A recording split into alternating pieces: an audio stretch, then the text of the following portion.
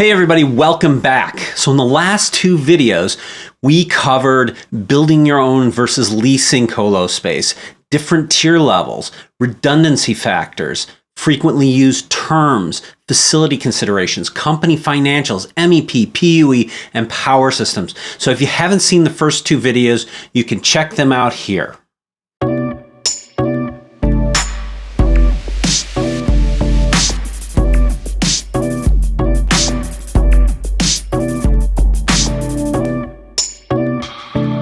So let's talk about cooling. This is one of the most important and challenging features of a facility. Cooling capabilities are usually what limits the amount of power consumption and the density of your facility. So cooling is dependent on the amount of energy you put into the room, the volume of the room, and the amount of airflow. When I was building facilities, we looked at the amount of total cooling capacity we had for a volume rather than the specific kilowatts per hour per rack. And sometimes, in order to deal with higher power demands per rack, we would limit the amount of total racks in a given space. So facilities often talk about max power per rack, but oftentimes is really more of an aggregate power discussion.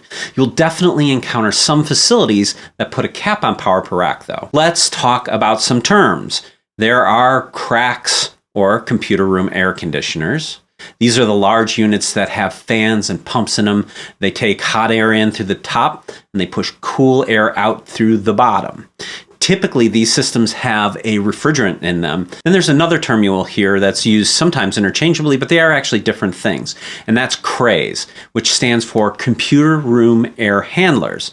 These do much of the same thing. However, they generally don't use refrigerant. Instead, they typically use chilled water systems to produce the cooling. When evaluating facilities, it's important to know how these systems are powered. Even though you may have redundant cooling systems, oftentimes these systems aren't powered redundantly, so you have to be careful about that. And it's very typical that these systems are not on UPS systems.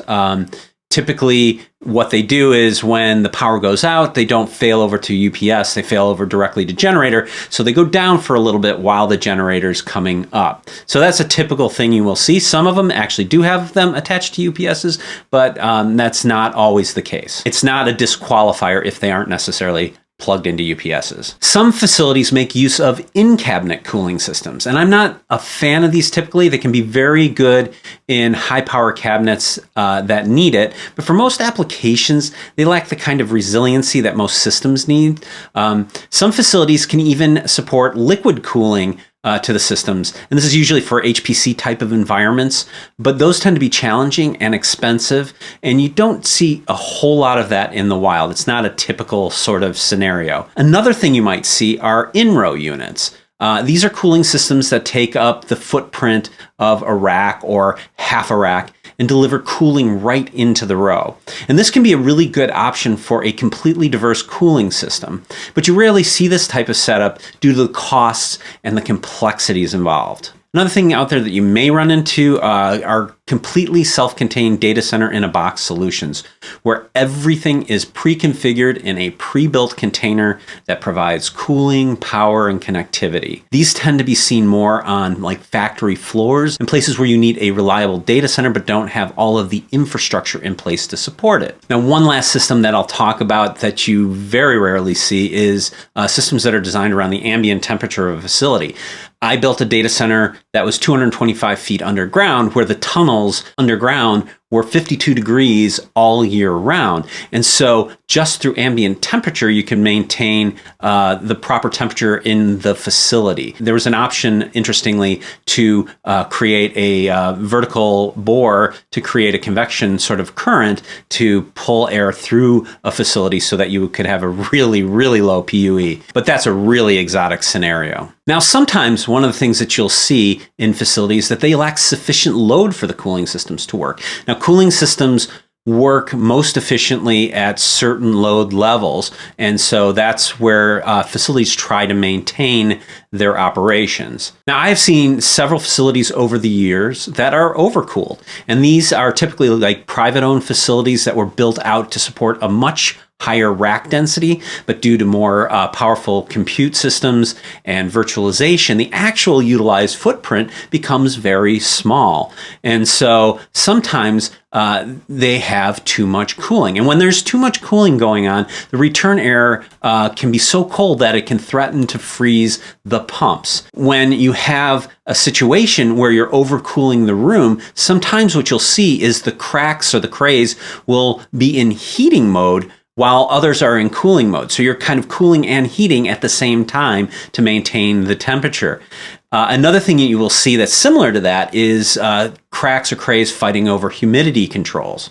And that can be a problem as well if it's not tuned correctly. So sometimes in new data center facilities that are under capacity, you'll see them bring in load banks. And load banks are basically giant space heaters to put enough load and heat into the system so that they work properly. And sometimes you'll see these load banks brought in for the testing and commissioning of new facilities. That's quite common. Now, typically there are temperature and humidity sensors throughout the cooling systems, but there should also be temperature and humidity sensors on the racks. The sensors can be fed into monitoring systems to provide data to improve the operation of the facility, but in some cases it's fed back to the cooling systems themselves so that they can properly regulate themselves. Let's talk about the delivery systems now.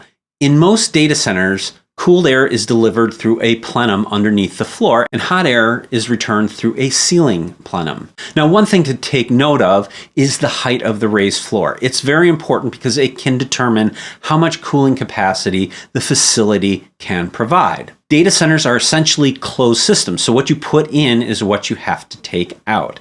Cooling systems need to be designed and calibrated correctly to maintain the proper static pressure to provide the appropriate amount of airflow through the facility. Perfecting the airflow is a tricky job, and depending on how divided up the facility is with demising walls, it can get increasingly tricky to adjust the cooling systems. Now, there are many different types of floor tiles that you can use to route the cooling. There are high airflow tiles for higher powered racks and lower airflow tiles for lower powered racks. And how you configure these tiles can affect how well your systems are cooled and how efficient the systems are. You have to make good use of the amount of cooling capacity that's underneath the floor. Now, not all facilities have raised floor, and that's not a bad thing.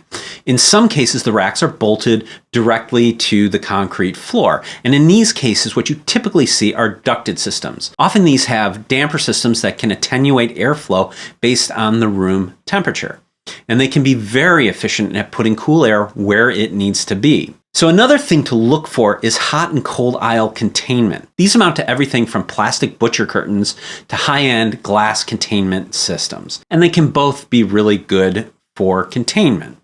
Now, when you have cold and hot aisle containment, it's really important that you do several things. Now, it's really important to make sure that your fans are all blowing in the correct direction. Now, sometimes they blow out the front, sometimes they blow out the back, and sometimes they blow out the side. And typically, equipment can be ordered with fan direction as a consideration. You also want to make good use of the blanking panels to really create separation between hot and cold aisles. It makes a big difference. And this is something that people have a tendency to get a little bit lazy about. Some facilities will do cold aisle containment and some facilities will do hot aisle containment. And this can sometimes be a religious battle.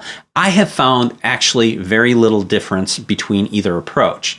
The best, though, is to contain both hot and cold aisles. In facilities with proper containment, when you're walking through the non-equipment aisles, they can be warm. And this is a good thing because they are focusing cooling on a smaller volume of space and directing the cooling where it absolutely needs to be. And when you're very efficient with your cooling like that, you can generally raise your set points to use less energy to cool a given amount of space. Now, there's been a lot of study around the proper temperature to run systems at.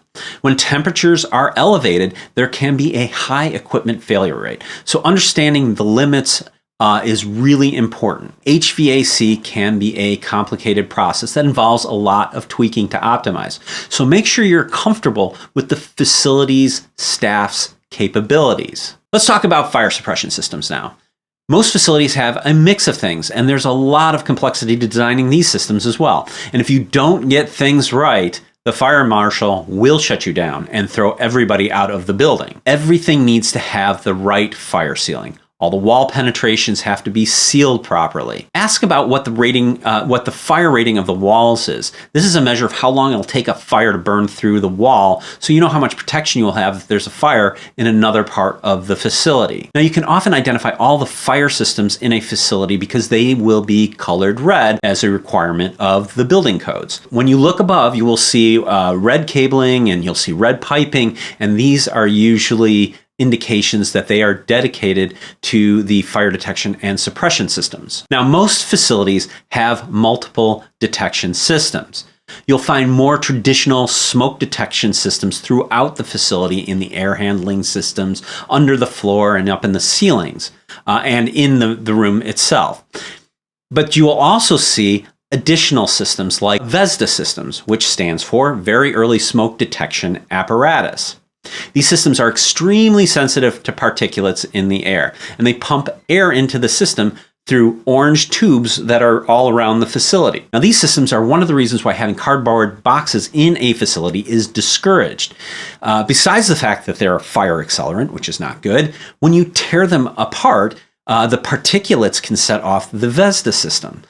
Another thing that often sets off the VESDA system is moving dusty floor tiles. If there's an underfloor VESDA system, when you lift those tiles, oftentimes it will trigger a VESDA alert. Typically, facilities are required by law to have a sprinkler system where they just dump water to put a fire out. And it's usually a bad idea to have a large volume of water sitting in pipes above sensitive computer equipment. So what you have in most facilities is a dry pipe pre-action system. And with these systems, the pipes are pressurized with air so they stay dry. But if a sprinkler head breaks off, the air will escape and the water will fill the pipes. Facilities often have wet pipe systems as well in non-critical areas like hallways, so don't be surprised if you see that. Now, many facilities also have chemical suppression systems, although some choose not to go this route because they don't see the value in them.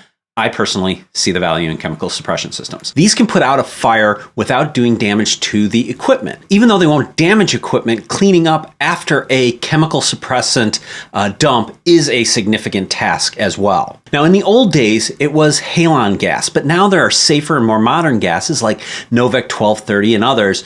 And usually these are triggered by the VESDA systems or a combination of VESDA and smoke. Typically, it requires more than one sensor to trigger a dump because dumps can be dangerous and expensive. Now, there's usually a button by the door to manually prevent a dump to give you time to resolve any issues or to evacuate staff. It's a good idea to know what that button does and where it is. So now, if the chemical suppression systems fail to do the job, the heat from the fire will cause the sprinkler head to release and water will fill the pipes and dump on your equipment, most likely destroying it. Now, these systems are typically zoned, so when they go off, not everything is impacted. So it may be worthwhile to understand how those sprinkler systems work, because when that water comes out of the pipe, it is nasty. It's the filthiest water you've ever seen. And when the fire department shows up with their hoses, man, they hit everything. Now, another type of system that you will occasionally see is mist.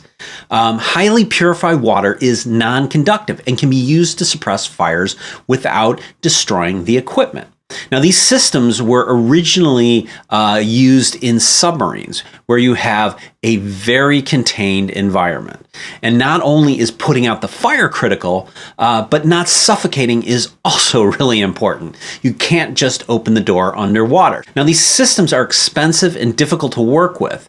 They often use pressurized nitrogen to produce the mist. They emit a fine mist of purified water that lowers the temperature of the fire until it goes out. Now, there was a time when these were more popular, but I don't see too many of these as they don't always work as advertised. So I think they've fallen out of favor a bit, except in specific use cases. Now, another fire code requirement is that the rooms need to have EPOs, or emergency power offs, tied into the fire suppression system. When the fire suppression systems go off, the power to the area impacted should also shut off.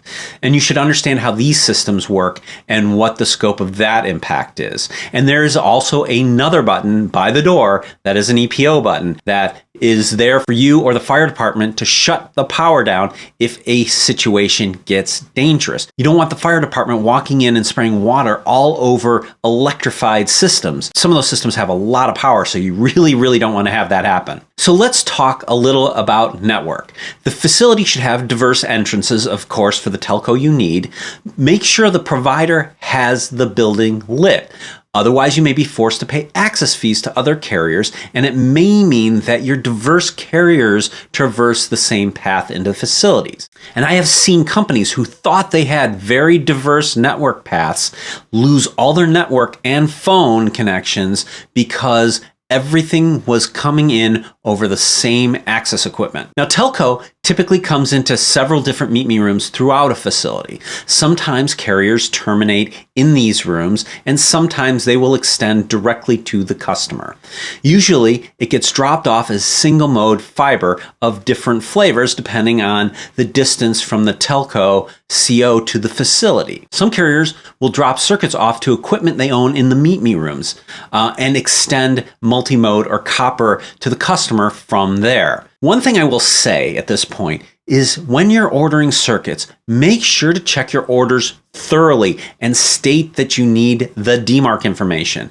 I can't tell you how many times this stuff gets screwed up. I've seen telcos deliver circuits and not have the demarc information, and they have to reinstall the circuit, sometimes multiple times. And it's important also to make sure that you get the correct handoff and port speed. This is one of the biggest problems I consistently see in data centers. It is very typical to get circuits delivered in a way that your equipment can't use. Always confirm the handoff and that port speed, because you don't want to get a 1 gig circuit delivered on 10 gig fiber and you only have 1 gig SFPs. And that happens all the time.